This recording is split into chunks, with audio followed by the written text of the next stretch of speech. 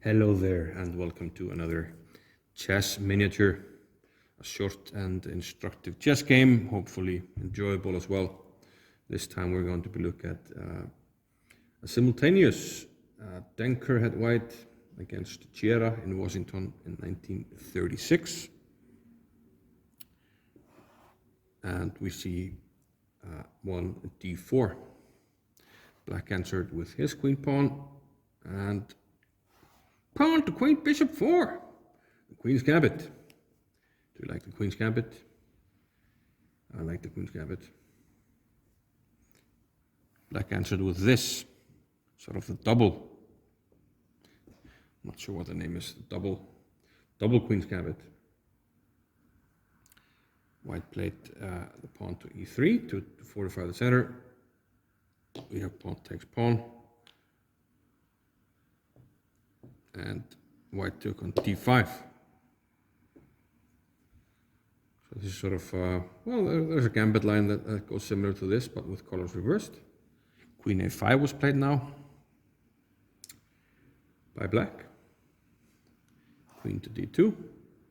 And queen takes pawn. Denker took on d4, and he's intending to place knight here to c3 to win some time. So black has gained something because white has an isolated pawn here. And this can be a strength or a weakness. So white will have to play energetically to use this advantage in time.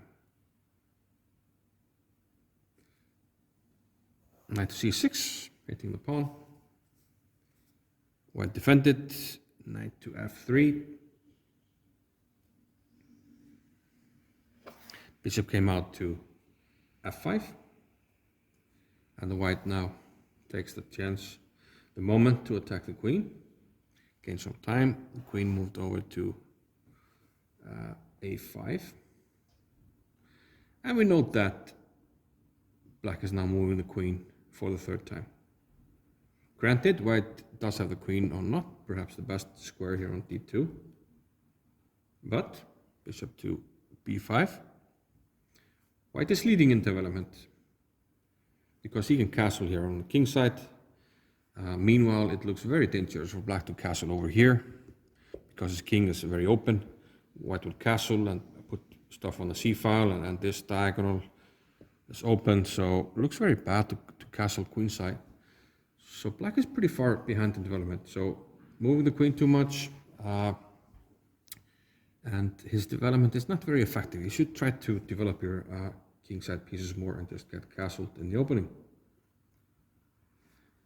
So that's what he tries to do here with pawn to e6. White now, of course, just castles. And again, black neglects development of the king side by going rook to d8 here.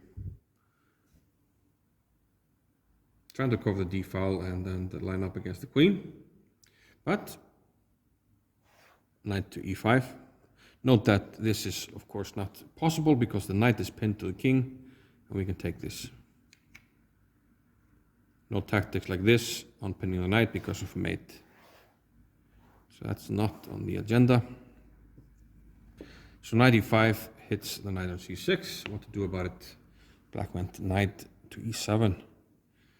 But this is slightly ineffective because the bishop on e7 is now locked out. So still you need more time to develop. Another thing is that white now has a very nice tactical shot that immediately ends the game.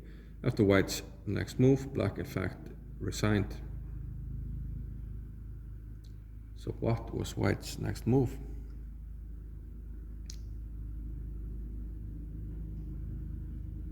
Well, it's a nice pattern to know and crops up in many openings. Did you see it? Knight d5. If you saw it, fantastically well done. What happens if we take the knight, first of all? Well, let's take either way. Queen takes a5. Remember, the knight is pinned to the king. Can't recapture the queen, so the queen is unprotected. Okay. The queen can't move back, but what if we take either the queen or the bishop? Well, in both cases, knight jumps into c7.